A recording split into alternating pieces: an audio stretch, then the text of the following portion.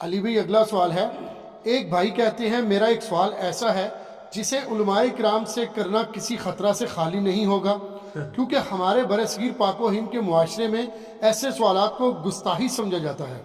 چنانچہ میں نے علی بھائی جیسے ماڈریٹ آدمی کو ہی اس حوالے سے موضوع پایا ہے۔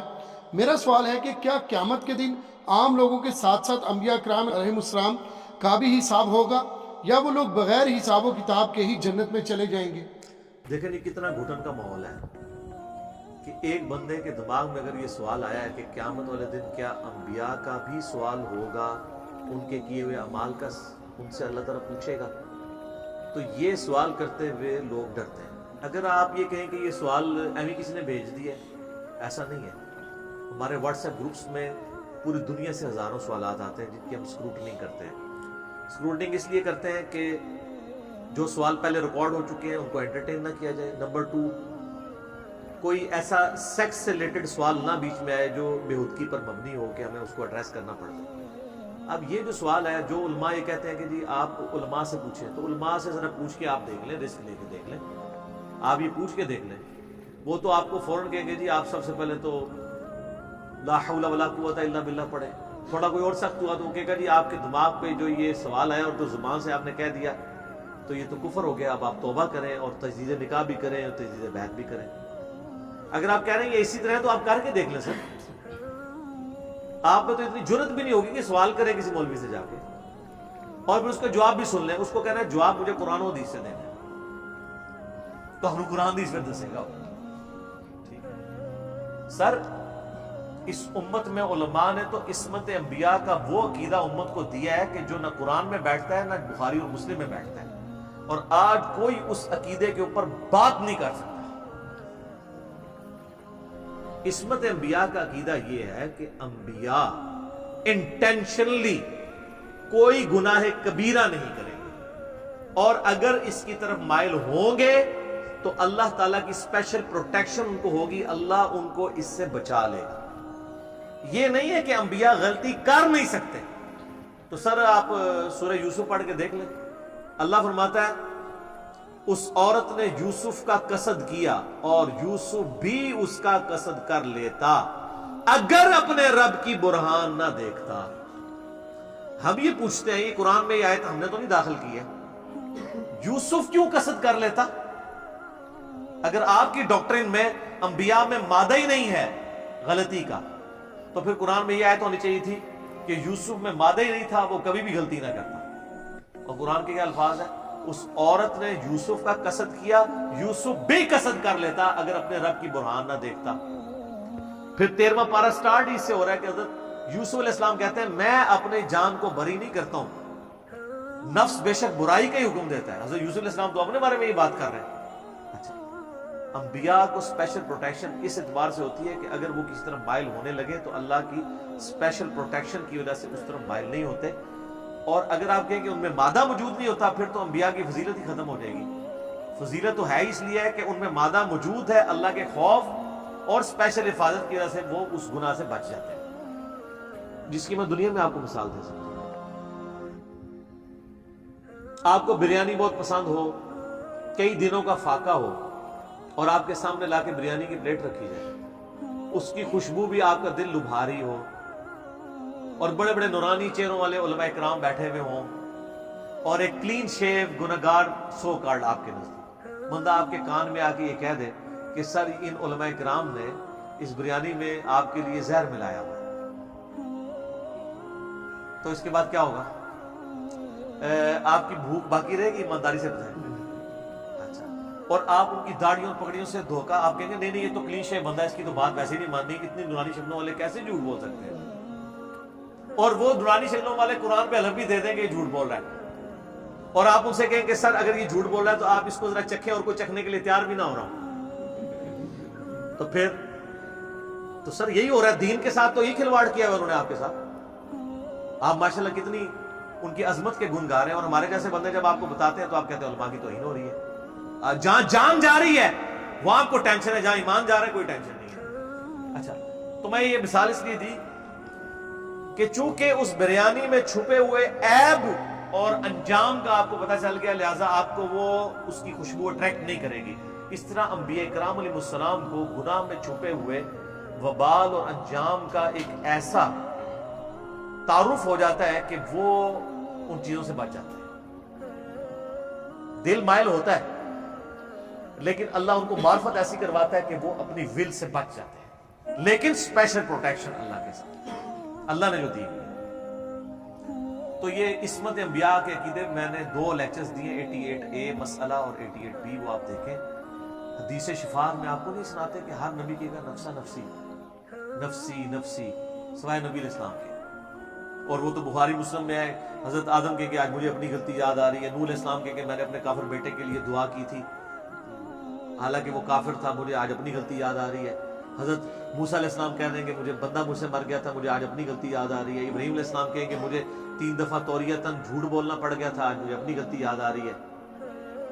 اینڈ پہ حضرت عیسیٰ علیہ السلام کے پاس جائیں گے, وہ کہیں گے آج صرف ایک شخص ہے جس کو امن ہے, محمد رسول اللہ کے پاس صلی اللہ علیہ وسلم. یہ حدیث بخاری مسلم دونوں میں. اچھا مجھے ایک بتائیں کہ اگر انبیاء نفسی نفسی کر رہے ہیں تو بابے کدھر؟ یہ کبھی نہیں آپ کے دماغ میں آیا؟ کہتے ہیں بابے لے جان گے نال کتھے جتھے آپ جان گے, کتھے جان گے وہ اسی نہیں کہتے. صرف تانوں کہنا ہے کہ مرنے سے پہلے اے مسلمان کر لے اس پہ غور, کتابوں کا خدا اور ہے, بابوں کا خدا اور ہے. تو اس سوال کی طرف واپس آ جائیں انبیاء کرام کے حوالے سے. یقیناً انبیاء کرام سے بھی اللہ تعالیٰ حساب لے گا, لیکن وہ حساب ہوگا سرسری. صحیح بخاری مسلم دونوں میں حدیث ہے. اما عائشہ کہتی ہیں نبی علیہ السلام نے ایک دن ہم سے فرمایا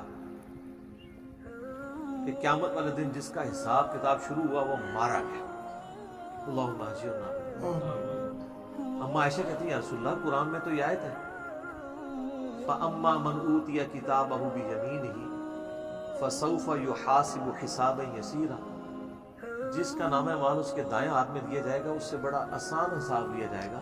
تو میں تو یہی سمجھتی تھی کہ جو نیکوکار ہیں ان کا حساب آسان ہوگا اور بدکار کا مشکل ہوگا, اور آپ کہہ رہے ہیں کہ جس کا بھی حساب لیا گیا وہ مارا گیا. تو آپ نے صاحب فرمایا کہ عائشہ یہ جو آیا نا حساب آسان ہوگا, اس سے مراد سرسری ہے, جس سے پوچھ لیا گیا نا کہ کیوں وہ مارا گیا. اوئے ہوئے ہوئے. اور جس سے صرف یہ حساب ہوا تم نے یہ کیا یہ کیا یہ کیا صرف تھریٹ کے طور پر, اور جس سے پوچھ لیا نا کیوں کیا وہ مارا گیا. اوئے ہوئے. اللہ ہمیں بغیر حساب و کتاب کی جنت میں داخل. سرسری ہو, سرسری تو سب کا ہو. تو لیکن بعض انبیاء کرام کے بارے میں تو قرآن میں بھی آیا ہے کہ ان کے بارے میں کیا معاملہ ہو. ہمارے نبی علیہ السلام کے بارے میں 3 دفعہ بولا قل انی اخاف ان عصیت ربی عذاب یوم عظیم. اے نبی تم فرماؤ میں خود اس بات سے ڈرتا ہوں کہ اگر میں نے بھی اپنے رب کی نافرمانی کی تو بڑے دن کا عذاب مجھے بھی آ پڑے. اب یہ بفرض محال ہے, لیکن تھریٹ چھپی ہوئی ہے کہ کوئی بندہ اپنے آپ کو آزاد نہیں کر سکتا. بخاری مسلم دونوں میں حدیث ہے, نبی علیہ السلام فرمایا کوئی شخص بھی اپنے اعمال کی بنیاد پہ جنت میں نہیں جائے گا, محض اعمال کی بنیاد پہ. ایک صحابی نے بڑی جرت کر کے پوچھ لیا, 295 سی نہیں تھی نا اس زمانے میں, یا رسول اللہ آپ کہاں میں بھی جب تک میرے رب کی رحمت مجھے ڈھانپ نہ لے میں بھی بعض اپنے اعمال کی بنیاد پہ جنت میں نہیں جاؤں گا, میں بھی اللہ کی رحمت کی وجہ سے جاؤں گا. اور یہ بالکل فٹ ان بیٹھتا ہے. سورہ فاتر کی آخری آیات پڑھیں, اللہ تعالیٰ فرماتا ہے اگر اللہ تعالیٰ انسانوں کو ان کی غلطیوں پہ پکڑنا شروع کر دے زمین پہ کوئی بھی بندہ سلامت نہ رہے. تو یاد رکھیے گا غلطیوں سے پاک صرف اللہ ہے. جی انبیاء کی جو معصومیت ہے وہ والی نہیں ہے کہ وہ غلطیوں سے پاک ہے. سبحان اللہ جو ہے وہ صرف اللہ کے لیے, کسی پیغمبر کے لیے بھی نہیں. اللہ ہی اللہ. ایک حساب ایسا ہے جو اللہ تعالیٰ نے کیٹاگوریکل قرآن میں مینشن کیا ہے کہ وہ تمام نبیوں سے بھی ہوگا. وہ اس اعتبار سے کہ ظاہر ہے قیامت کا دن تو آپ کو پتا ہے ایک مقدمہ اللہ تعالیٰ نے, مقدمے کا دن ہے, اس کا دا اونلی جسٹس خود اللہ ہے, فیصلہ ہونے والا ہے. تو آپ سورۃ الاعراف کے بالکل سٹارٹ میں چلے جائیں نا تو اللہ تعالیٰ فرماتا ہے اعوذ باللہ من الشیطان الرجیم بسم اللہ الرحمن الرحیم آیت نمبر 6 فَلَنَسْأَلَنَّ الَّذِينَ أُرْسِلَ إِلَيْهِمْ، ہم ضرور ان لوگوں سے پوچھیں گے، ان سے حساب و کتاب لیں گے، ان سے سوال کریں گے جن کی طرف ہم نے اپنے پیغمبروں کو بھیجا تھا۔ وَلَنَسْأَلَنَّ الْمُرْسَلِينَ، اور ہم ضرور رسولوں کو بھی پوچھیں گے کہ تم نے ہمارا پیغام ان تک پہنچایا؟ یقیناً انہوں نے پہنچایا ہے، لیکن پوچھ ہوگی۔ اسی لیے تو آپ کے نبی علیہ السلام نے بڑی سمجھداری کی ہے۔ یوم النحر کا خطبہ بخاری مسلم میں آتا ہے، ایک ہے یوم عرفہ کا خطبہ، ایک ہے 10 ذو الحجہ کا، یوم النحر قربانی کے دن کا، جو بخاری مسلم دونوں میں ہے، جس میں آپ علیہ السلام پوچھا آج کون سا دن ہے، یہ کون سی جگہ ہے، یہ کون سا مہینہ ہے؟ سارے صحابہ خاموش رہے اس امید پہ کہ نبی علیہ السلام کو نام چینج کریں گے، تو آپ نے فرمایا کہ کیا آج یوم النحر قربانی کا دن نہیں ہے؟ کیا یہ مکہ کی سرزمین نہیں ہے اور یہ ذو الحجہ کا حرمت والا مہینہ نہیں ہے؟ ہم نے کہا بلا ہے۔ تو آپ فرمایا جس طرح ان کی حرمت ہے اسی طریقے سے تمہاری جان، مال، عزت اور آبرو ایک مسلمان کی دوسرے کے لیے حرام ہے، کیونکہ لوگ کعبے کی تو عظمت کے لیے تیار ہو جاتے ہیں لیکن کسی کا خون بہانے کو اس لیول کا گناہ نہیں سمجھتے۔ تو نبی علیہ السلام نے اس کی ریزیمبلنس دی کہ جس طرح حرمت والے مہینے کی، آج کے دن کی اور کعبے کی قدر ہے، اسی طرح دوسرے کی جان، مال، عزت اور آبرو کی بھی قدر تم نے کرنی ہے۔ پھر آپ علیہ السلام نے فرمایا، بڑا لمبا خطبہ ہے، اس میں یہ بھی الفاظ ہے کہ کیا میں نے اپنے رب کا پیغام تم تک پہنچا دیا؟ سب نے کہا بلا یا رسول اللہ، پہنچا دیا، بلکہ حق ادا کر دیا، آپ نے ہماری بڑی خیر خواہی فرمائی۔ تو آپ نے 3 دفعہ یہ انگلی اٹھائی، اللہم اشہد، اللہم اشہد، اللہم اشہد، آسمان کی طرف اٹھائی، پھر پبلک کی طرف شہادت کی انگلی، اے اللہ گواہ رہنا، اے اللہ گواہ رہنا، اے اللہ گواہ رہنا کہ یہ مان رہے ہیں کہ میں نے پیغام پہنچا دیا۔ قیامت میں مکر نہ جائے کوئی۔ کیوں؟ حضور کو یہ آیت پتہ تھی، سورۃ الراف کی آیت نمبر 6، کہ ہم پوچھیں گے جن کی طرف پیغمبروں کو بھیجا گیا ان سے بھی، اور پیغمبروں سے بھی پوچھیں گے تم نے پیغام پہنچایا؟ تو دیکھ لے یا اللہ میں نے ان کو منوا لیا کہ میں نے پیغام تیرا پہنچا دیا۔ پھر آپ نے کہا کہ اب تمہاری ذمہ داری ہے کہ ان لوگوں تک پیغام پہنچا دو جو یہاں پہ موجود نہیں ہے۔ بعض اوقات جنہیں بات بتائی جا رہی ہوتی ہے وہ زیادہ یاد رکھنے والے ہوتے ہیں بنسبت ان کے جو بات پہنچا رہے ہوتے ہیں۔ اور محدثین جب یہ حدیث بیان کیا کرتے تھے تو کہا کرتے تھے صدق رسول اللہ نے بڑا سچ کہا کہ قرآن احادیث نازل تو عرب میں ہوئی، لیکن ان کی حفاظت کا ذریعہ، ان کو پوری انسانیت تک پہنچانے کا ذریعہ اللہ تعالیٰ نے عجم کے لوگوں کو بنایا۔ یہ سارے اجمی ہیں۔ امام مسلم ایران کے ہیں، نیشا پور آج بھی جگہ، امام بخاری رشیا سے ہیں، وہ امام ابو داؤد اور امام ترمذی افغانستان کے۔ تو سر اللہ تعالیٰ، اور میں کبھی وہ سعودی عرب کا ٹی وی دیکھ رہا ہوتا ہوں نا، حدیث چل رہی ہوتی ہے رواہ البخاری رواہ المسلم، تو میں اکثر سوچتا ہوں کہ یار نہ بخاری عربی نہ مسلم عربی، لیکن چینل عربیوں کا، اور عربیوں کو تو آپ کو پتا زوم بھی بڑا ہے اپنی اس چیز کے اوپر، وہ ابھی تک ان کی اکڑ نکلی نہیں ہے کہ یہ باقی نان عربز ہیں، لیکن نام تو امام بخاری امام مسلم کے لیے جا رہے ہیں نا، جنہوں نے دین کے لیے کنٹریبیوٹ کیا ہے اس بڑے لیول کا، ان سے تو کوئی اپنے آپ کو علیحدہ نہیں کر سکتا۔ وہ تو ذالک فضل اللہ یؤتیہ من یشاء، یہ اللہ کا فضل ہے جسے عطا فرماتا ہے۔ تو قرآن کی یہ آیت اس پر گواہ ہے کہ تمام نبیوں سے پوچھا گیا کہ آپ نے پیغام، وہ اس لیے پوچھا جائے گا کہ اللہ نے انبیاء اور شہادت الناس کرنے والے انبیاء کے صحابہ، تابعین، تبع تابعین اور جتنے ان کے پیٹرن پہ نبیوں کی دعوت امت تک پہنچانے والے لوگ ہیں، ان سب کو قیامت والے دن بدلہ دلوانا ہے ان ظالموں سے جن ظالموں نے ان پر ظلم کیے تھے، ان کی بات کو ٹھکرایا تھا۔ پوچھا جائے گا، حتیٰ کہ صحیح بخاری میں آتا ہے قوم نوح انکار کر دے گی کہ ہمارے پیغمبر نے تو ہم تک پیغام نہیں پہنچایا، تو نبی علیہ السلام فرمایا میری امت گواہی دے گی حضرت نوح کی اس فیور میں، اس لیے کہ وہ قرآن کی بنیاد پہ گواہی دے رہے ہوں گے۔ اس سورۃ البقرہ میں ہے کہ اے نبی علیہ السلام ہم آپ کو گواہ لائیں گے اپنی امت پہ، اور آپ کی امت کو اگلے امتوں کے اوپر گواہ لے کے آئیں گے۔ وہ گواہی کیا ہے جس کا اعلیٰ حضرت نے ترجمہ صحیح کیا، باقی جگہ گواہ کا ترجمہ حاضر و ناظر کر دیا، ادھر کر دیا انہوں نے گواہ، کیونکہ پوری امت ہی حاضر و ناظر ہو جانی تھی، اس لیے قرآن اپنی حفاظت کرتا ہے۔ اسی تو ہم کہتے ہیں جس کا مرضی ترجمہ پڑھے، ہم ہر ترجمے والے کی ڈنڈی اس کے اپنے ترجمے سے پکڑ کے آپ کو بتائیں گے اور آپ کو منوا لیں گے یہ بات کہ اس نے یہاں ڈنڈی ماری ہے، دوسری جگہ اسی لفظ کا صحیح ترجمہ کر دیا۔ قرآن میں نہیں باطل داخل ہو سکتا، کوئی کتنی بھی کوشش کرے۔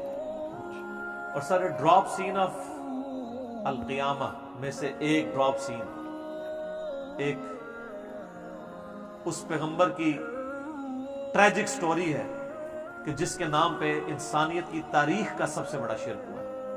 کون ہے وہ؟ عیسیٰ ابن مریم۔ سر بت پرستی کے اوپر اتنا شرک نہیں ہوا جتنا عیسیٰ علیہ السلام کے اوپر ہوا۔ آج بھی بت پرست آپ بہت کھینچ تان کے کر لیں گے تو 90-95 کروڑ نکلیں گے، لیکن 2.25 ارب عیسائی جو اپنے آپ کو ایک آسمانی ریلیجن سے منسوب کر رہے ہیں، جیزس کرائسٹ کے ساتھ منسوب کر رہے ہیں، اس شخصیت کے ساتھ جس کو قرآن بھی کہتا ہے وجیہاً فی الدنیا والآخرہ، کہ جو دنیا اور آخرت میں اللہ کے حضور وجاہت والے ہیں اور مقربین میں ہیں، جن کو اللہ تعالیٰ قرآن میں جگہ جگہ ان کی تعریف 25 دفعہ نام جن کا ہے، جگہ جگہ تعریف آئی ہے کہ وہ اللہ کے اذن سے مردوں کو زندہ کرتے تھے، مادرزاد کوڑی اور جزام کے اور اس طرح کے جو مریض تھے ان کو شفا دیتے تھے اللہ کے اذن سے، اندھوں کو آنکھیں دے دیتے تھے اللہ کے اذن سے، مٹی کی مورت میں پھونک مارتے تھے وہ پرندہ بن جاتی تھی اللہ کے اذن سے، اور بغیر باپ کے اللہ نے پیدا کیا، روح اللہ کہہ دیا، اللہ کی روح، اور کیا کیا تعریفی کلمات آئے ہیں، یہاں تک کہ ان پہ شرک کا الزام لگا۔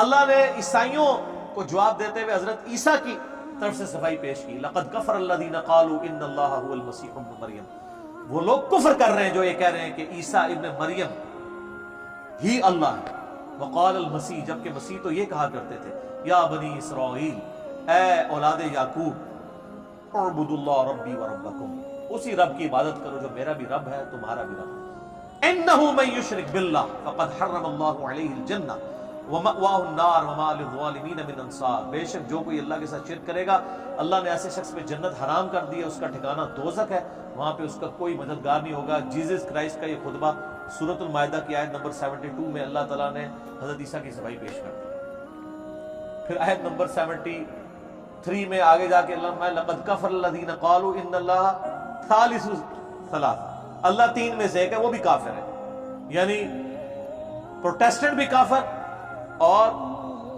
کیتھولک بھی کافر۔ پھر آگے چل کے سورۃ المائدہ کی آیت نمبر 75 میں کہا کہ عیسیٰ اور ان کی ماں کھانا کھایا کرتے تھے، ایسوں کو اپنا مشکل کشا حاجت روا ان کو معبود مانے ہوئے ہو جو نہ اپنے نفع کے مالک ہے نہ نقصان کے، جبکہ اللہ ہے نفع اور نقصان کا مالک۔ پھر سورۃ المائدہ کی آیت نمبر 17 میں آیا اگر اللہ ارادہ کرے اللہ کا کوئی کیا بگاڑ لے گا اگر وہ عیسیٰ اس کی ماں اور سب لوگوں کو ہلاک کرتے، اور یہ معنی نبی الاسلام کے لیے ہے قل ارأیتم ان اہلکنی اللہ ومن معی او رحمنا فمن یجیر الکافرین من عذاب علیم۔ سورۃ الملک، اے نبی تم فرماؤ اگر اللہ مجھے اور میرے صحابہ کو ہلاک کر دے تو ہم اس کے اوپر تو کوئی اختیار نہیں رکھتے، تو کافروں کو کون اللہ کے عذاب سے بچا سکتا ہے؟ تو یہ تو خود ڈرا کرتے تھے۔ نبی الاسلام کو اللہ نے گارنٹی دی، اور حدیث شفاعت میں آتا ہے، قرآن میں بھی اشارتاً اس کا ذکر موجود ہے، اللہ نے امن دیا ہے قیامت والے دن، لیکن نبی الاسلام نے کبھی اس پہ فخر نہیں کیا، ہمیشہ عاجزی کا اظہار کیا۔ تو وہ جو حضرت عیسیٰ علیہ السلام کا ڈراپ سین ہے نا سر، یہ چونکہ انبیاء کے حساب کا ذکر ہو، یہ سوال ہمارے پاس آئے اور ہم سورۃ المائدہ کے آخری رکوع کو ڈسکس نہ کریں، قیامت والے دن اللہ تعالیٰ نے فرمایا کہ قیامت والے دن کیا ہوگا، وَإِذْ قَالَ اللَّهُ يَا عِيسَى ابْنَ مَرْيَمَ، اللہ فرمائے گا اے عیسیٰ ابن مریم۔ اچھا یہ ماضی کے سیغوں سے یہ واقعہ بیان ہو رہا ہے، حالانکہ ادھر مستقبل کا سیغہ ہونا چاہیے، لیکن میں ترجمہ کر رہا ہوں مستقبل کا۔ یہ عربی کا ٹیسٹ وہ لوگ فیل کر سکتے ہیں جو عربی کی زبان کو جانتے ہیں۔ عربی زبان میں خصوصاً قرآن کی ٹرمنالوجی کے اندر جب کسی بات پہ زور دینا ہوتا ہے نا تو اسے ماضی کے سیغے میں ایڈریس کیا جاتا ہے۔ ماضی تو ڈیفینیٹ ہوتا ہے نا، یعنی اگر میں کہوں کہ ذوالفقار علی بھٹو پاکستان کے پرائم منسٹر تھے تو یہ ڈیفینیٹ ہے، اور اگر میں کہوں کہ مولانا فضل الرحمان پرائم منسٹر تھے ڈیفینیٹلی پتہ نہیں بنتے نہیں بنتے۔ مستقبل میں ہو یا نہ ہو، یا ڈاکٹر طاہر القادری صاحب پاکستان کے پرائم منسٹر تھے یا ہوں گے، کوئی نہیں ڈیفینیٹلی کہہ سکتا۔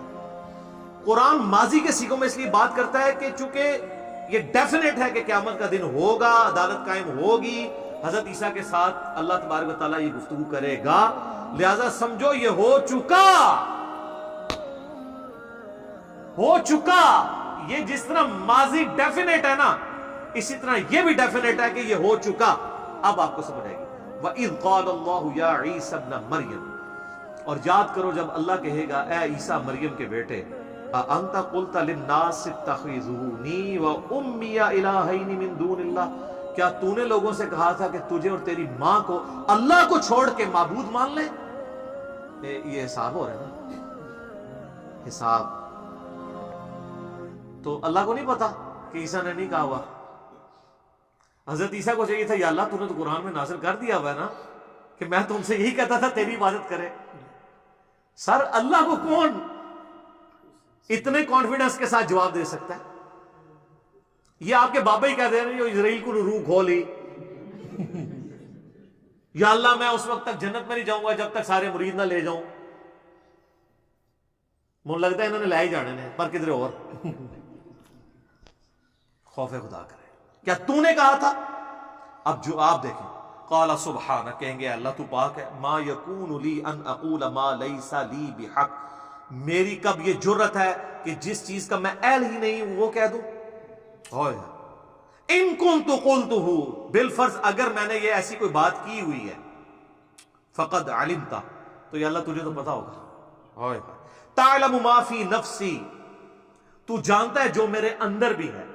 ولا اعلم ما فی نفسک، اور اے اللہ جو تیرے جی میں ہے وہ میں نہیں جانتا. یعنی مجھے نہیں پتا کہ یہ تو مجھ سے پوچھ رہا ہے آگے ہونے والا کیا ہے. میں ڈر گیا ہوں، مجھے نہیں پتا تیرے اندر کیا ہے، تو کیا فیصلہ کرنے والا ہے. یہ کون ہے؟ پیغمبر، عام پیغمبر نہیں، اولو العزم پیغمبر 5، محمد رسول اللہ، ابراہیم، نوح، موسیٰ، عیسیٰ علیہ السلام اجمعین. سورہ شورى نمبر 30. وہ کہہ رہے یا اللہ مجھے نہیں پتا تیرے دل میں کیا ہے، بہرحال میرے دل میں ہے، اگر میرے کہیں دل میں بھی یہ خواہش چھپی تھی نا کہ مجھے لوگ پوچھیں تو تیرے علم میں تو ہوگی. انک انت علام الغیوب، بے شک غیب کا علم تو تیرے پاس ہے. آپ کہتے ہیں بابوں کے پاس ہے. حضرت عیسیٰ تو کہہ رہے یا اللہ یہ دل کا حال تو ہی جان سکتا ہے. ما قلت لہم الا ما امرتنی بہ، اے اللہ میں نے تو صرف ان سے اتنا ہی کہا تھا جو تو نے مجھے حکم دیا تھا. ان اعبدوا اللہ ربی و ربکم، عبادت کرو اس ایک اللہ کی جو تمہارا بھی رب ہے اور میرا بھی رب ہے. وَكُنْتُ عَلَيْهِمْ شَهِيدًا مَا دُمْتُ فِيهِمْ، اور اے اللہ جب تک میں ان میں موجود تھا ان پر گواہ تھا. فَلَمَّا تَوَفَّيْتَنِي، اور جب تو نے مجھے اٹھا لیا، كُنْتَ أَنْتَ الرَّقِيبَ عَلَيْهِمْ، پھر تو ہی ان کو دیکھ رہا تھا. اللہ اکبر. وَأَنْتَ عَلَى كُلِّ شَيْءٍ شَهِيدٌ، اور تو ہر چیز کے اوپر گواہ ہے. إِن تُعَذِّبْهُمْ فَإِنَّهُمْ عِبَادُكَ، اب اگر تو انہیں عذاب دے دے تو تیرے بندے ہیں. وَإِن تَغْفِرْ لَهُمْ فَإِنَّكَ أَنْتَ الْعَزِيزُ الْحَكِيمُ، اور اگر تو ان کو معاف ہی کر دے تو یا اللہ تو غالب ہے، حکمت والا، تجھے کون پوچھ سکتا ہے، تو معاف بھی کر دے. نا، شرک کی کوئی معافی نہیں. جواب سنیں اللہ کا. قال اللہ ھذا یوم ینفع الصادقین صدقہم، یہ آگے بھی آیات چلتی. آج وہ دن ہے سچوں کو صرف سچا عقیدہ فائدہ دے گا، کوئی سفارش قبول نہیں ہوگی. سر یہ ہے عیسیٰ ابن مریم. اب آپ اپنے بابوں کو دیکھیں اور اس اتنے وجاہت والے پیغمبر کو دیکھیں. مغرب کی اذانیں شروع ہوا چاہتی ہیں، بقیہ کے سوالات انشاءاللہ اذان مغرب کے وقت کے